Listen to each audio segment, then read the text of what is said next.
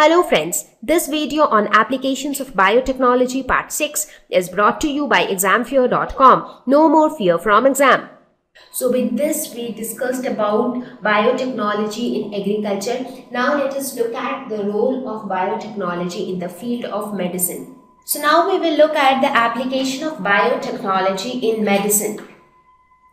Now, some of the few things which have been developed or produced with the help of biotechnology are genetically engineered insulin. Now, many of you might know what is insulin. It is used for, it is extremely useful thing for diabetic patients. Now, I will be discussing about what is insulin, why do we use it, and what is genetically engineered insulin. So, for now, you can just consider that it is a sort of medicine for those who are suffering from diabetes, and we can as well genetically engineer insulin. Gene therapy can again be useful for treatment of several diseases. Biotechnology also turns out to be very useful in the field of molecular diagnosis, that is in early detection of several diseases. Now we will be talking about all of these three different applications of biotechnology one by one. So now we will first talk about genetically engineered insulin. So before that, let us first see what is insulin. Now before we talk about genetically engineered insulin, you should know what is insulin, why do we use insulin. So all those things should be known. So let us first see what is insulin. So insulin is a hyperglycemic hormone. So a big term in the beginning itself. Okay, so now let me try to explain it to you. However, we have discussed this in class 11th in endocrine system. Now, insulin is a hormone whose job is to maintain the level of sugar in the blood. Now, you would have often heard of people who are suffering from high blood sugar or who are diabetic. Now what happens is, whenever we eat food, whenever there is a food intake, what happens? The level of glucose in the blood increases because the food contains glucose. Now, we do not want the glucose level to be high in the blood because blood is just the circulatory medium. But who actually needs the glucose? It is the cells. They are the cells of our body who needs glucose. Now, it is like glucose just cannot enter from the blood into the cells. So for that, we need something which will act as a key. For example, you went to the market, you came back to your home, you want to enter your house. Now, if there is nobody in the house, you need something to open the door. Or even if there is somebody in the house, you want somebody to open the door for you. Only then you will be able to enter into your house. So in a very similar way, this glucose is present in the blood. Now, glucose wants to enter inside the cell. So for that, somebody has to open the key to the cells so that glucose can enter into the cell. So this facilitation of glucose entering the cells of our body is done by insulin. So that is the purpose of insulin. So you can understand that insulin helps to maintain the level of glucose in the blood, because as soon as the level of glucose in the blood increases, it converts the glucose into glycogen. Glycogen is the form in which glucose is stored in animals. So what it does, it converts glucose into glycogen and then send it to the cells. Now when the glucose is sent into the cells, what happens? The blood sugar level decreases. That is, the level of sugar in the blood decreases. So insulin helps to control the blood sugar level. So that is why it is called hyperglycemic hormone. So the word hyper means more, that is high, and glycemic is derived from the word glucose. So it is a hyperglycemic hormone because it helps to control the level of glucose in the blood. Now, what would happen if there is no insulin? If there is no insulin, then the level of glucose or the level of sugar in the blood will keep on increasing continuously. And that is the situation when we say that a person is suffering from diabetes. So, a person who is suffering from diabetes normally has some issues with the insulin hormone. That is, there is lack of insulin hormone. So, who secretes this hormone? These are secreted by beta cells of the endocrine part of pancreas. So, in the pancreas, you all know where the pancreas is located. It is located near the stomach. So, the pancreas has an endocrine part which is called islet of Langerhans. So in that islet of Langerhans, there are two types of cells, alpha cells and beta cells. So the beta cells secrete insulin. So what it does, its purpose is to lower the blood glucose level. Now excess glucose in blood is converted into glycogen, as I mentioned just now, and that is how it controls the glucose level in blood.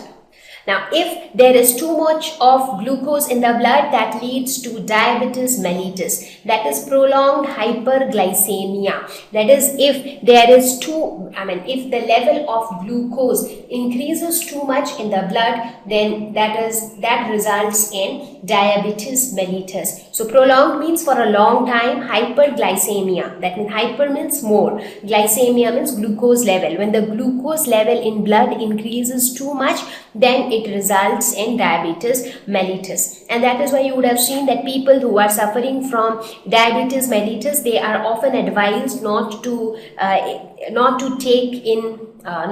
eat anything which is sweet or anything which has a lot of sugar, so that the level of glucose in the blood can be controlled.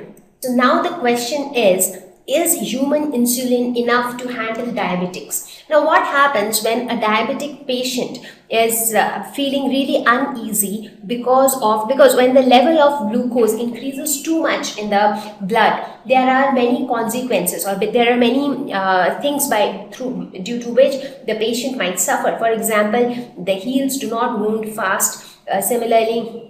The wound do not heal fast. Similarly, he might have problems of say heart or BP or any other disease can attack that person quite easily.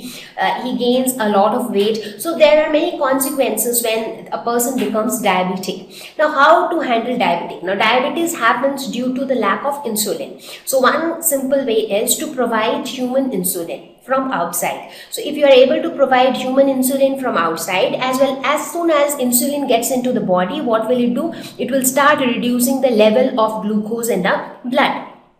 Now the question is, since you want to insert that insulin inside human body, you need human insulin. And how do you create more and more human insulin? Because we do not know, there might be several people who are suffering from diabetes, so we need a lot of human insulin. So how do we get that human insulin?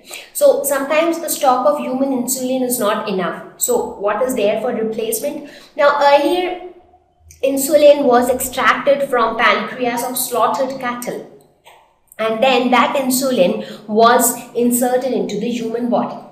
So insulin was used from other animals when human insulin was not available. Now you can just understand that the body structure of other animals and human beings, they are not exactly similar. So there might be several differences between the human body and the animal body. So when something from animals comes and enters inside the human body, there are chances that the body might not accept it, or there might be some adverse reactions from the body.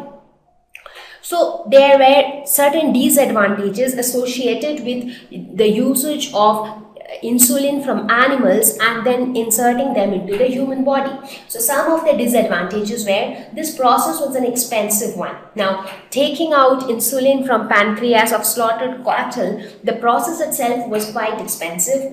It is a complex process as well, because you actually need to check the compatibility of that particular insulin and the human being inside whose body it is going to be injected.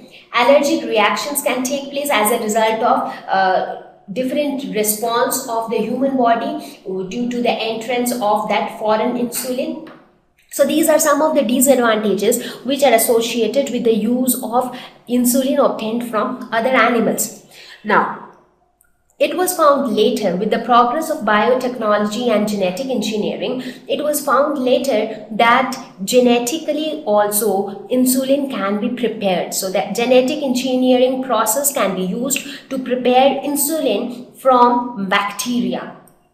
So there, it is not the insulin which is present inside the bacteria. It is just that with using bacteria, human insulin can be prepared. So it is like human insulin is getting prepared by making use of some other organisms, and bacteria, they are extremely easy to grow. So now it is under our control. The more insulin we want, the more bacteria we can grow. And bacteria are very easily available microorganisms because they multiply very fast. So you can actually get a large number of bacteria. So this was extremely useful, and there started the story of genetically engineered insulin from bacteria. So that is one very important application of biotechnology in the medical field. So now, thank you. Please visit www.examfeo.com to watch more educational videos with a better experience. Please do not forget to like and subscribe to our YouTube channel for latest updates. Thank you once again.